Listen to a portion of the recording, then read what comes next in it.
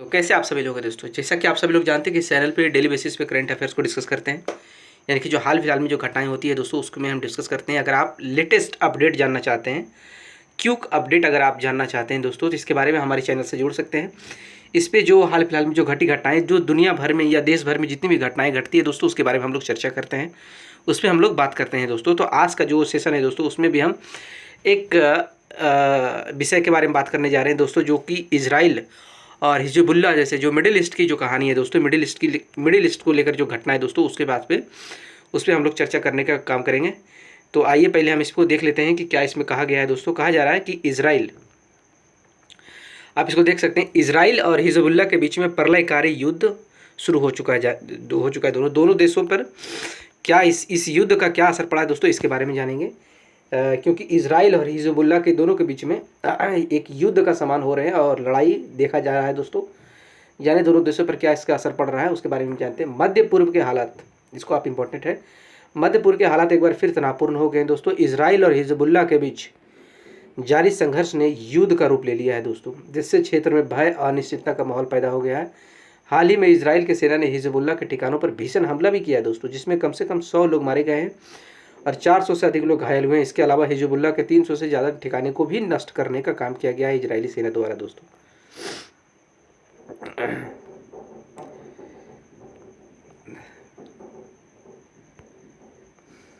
कहाँ जाता है ये, परेशान करता है यार, आगे पीछे चीज़ें हो जाने से बड़ा मुश्किल होता है। या पिक्चर देख सकते हैं दोस्तों आप, ये जिस प्रकार से गोला और बारूद देख सकते हैं फैलाया जा रहा है, एक दूसरे पर मारा जा रहा है दोस्तों, इसका पिक्चर देख सकते हैं। मध्य पूर्व के हालात अभी अगर देखा जाए तो मध्य पूर्व के हालात एक बार फिर से युद्ध के दहलीज पर पहुंच चुका है।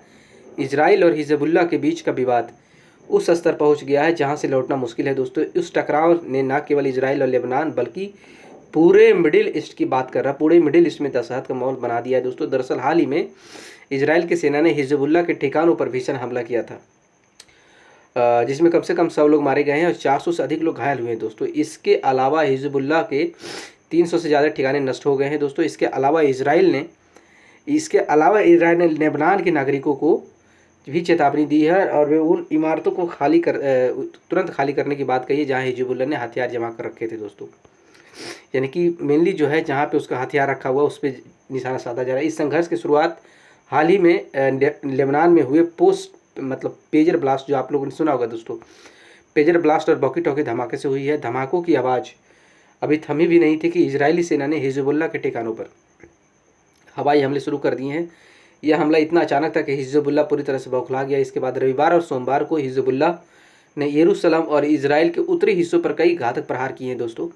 इन हमलों में भारी तबाही हुई है, जिसमें इमारतें पूरी तरीके से जलकर खाक हो गई है। इजरायली सेना के इस हमलों ने हिजबुल्लाह को बड़े पैमाने पर नुकसान पहुंचाने का काम किया है। हिजबुल्लाह के कई शीर्ष कमांडर मारे गए हैं। इसमें संगठन के पास अब हथियारों की भारी कमी हो रही है दोस्तों। इजराइल का कहना है कि यह हमला उनकी सुरक्षा के लिए आवश्यक है, क्योंकि हिजबुल्लाह लगातार इजराइल के नागरिकों और उनके सैनिकों पर हमला कर रहा था दोस्तों। आगे क्या कहा गया है, इजरायली सेना द्वारा हिजबुल्लाह के ठिकानों पर किए गए भीषण हमलों ने आग में घी का काम किया है दोस्तों। इससे दोनों ही देशों में अस्थिरता फैली हुई है और इसका प्रभाव व्यापक रूप से दिखाई दे रहा है। बात अगर हम दोनों देशों की हालतों की करें तो इस युद्ध का असर इजराइल और लेबनान दोनों देशों पर गहरा हो रहा है। इजराइल के उत्तरी और दक्षिणी हिस्सों में लोग लगातार धमाकों की आवाज़ सुनकर भयभीत हो रहे हैं दोस्तों।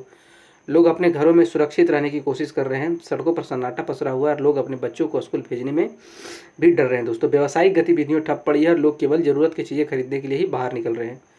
दूसरी क्या कहा जा रहा है, दूसरी ओर लेबनान में भी हालत बेहतर हो चुकी है दोस्तों। पहले से ही आर्थिक संकट से जूझ रही देश अब युद्ध के हालात पैदा हो गए हैं। हिजबुल्लाह के ठिकानों पर हमले के बाद लेबनान के नागरिक भयभीत हैं और खुद को असुरक्षित महसूस कर रहे हैं। हिजबुल्लाह के पलटवार से इजराइल को भी भारी नुकसान हुआ है दोस्तों, लेकिन इजराइल की सुरक्षा एजेंसी 24 घंटे काम कर रही है ताकि अपने नागरिकों को सुरक्षित रखा जा सके। हिजबुल्लाह ने इजराइल के खिलाफ इस संघर्ष को जारी रखने का ऐलान किया है। संगठन का कहना है कि यह उनकी रक्षा की लड़ाई और वह इजराइल को सबक सिखा कर रहेगा दोस्तों। हिजबुल्लाह के पास अभी भी कई मिसाइलें, ड्रोन है दोस्तों, जिसे वह किसी भी समय इजराइल पर दाग सकता है। यह स्थिति दोनों देशों के लिए बेहद खतरनाक है, क्योंकि युद्ध की चिंगारी किसी भी समय और भड़क सकती है दोस्तों, ऐसा कहा जा रहा है। हालांकि कहा जा रहा है कि इस संघर्ष ने अंतर्राष्ट्रीय समुदाय को भी चिंता में डाल दिया है। संयुक्त राष्ट्र और कई अन्य वैश्विक संस्थाएं दोनों पक्षों की शांति की अपील कर रही है। यूरोपीय संघ और अमेरिका ने भी इस युद्ध को तुरंत रोकने को कहा है, लेकिन अब तक कोई भी पक्ष पीछे हटने को तैयार नहीं, जिससे हालात और भी गंभीर होते जा रहे हैं। बताया जा रहा है दोस्तों कि आप देख सकते हैं, बताया तो जा रहा है कि इस समय की दोनों देशों की अगर संवाद की बात करें, इस समय दोनों देश संवाद और समझौते के रास्ते पर चले हैं ताकि निर्दोष नागरिकों की जान बचाई जा सके और क्षेत्र में अस्थिरता लाई जा सके। अगर समय रहते इसका टकराव नहीं हो सकता है तो इसका परिणाम बेहद ही विनाशकारी हो सकता है। दोस्तों उम्मीद करते हैं ये चीज़ें आपको अच्छी समझ में आई होगी। हमारे सेशन के साथ जुड़ने के लिए दोस्तों आप लोगों को बहुत बहुत धन्यवाद।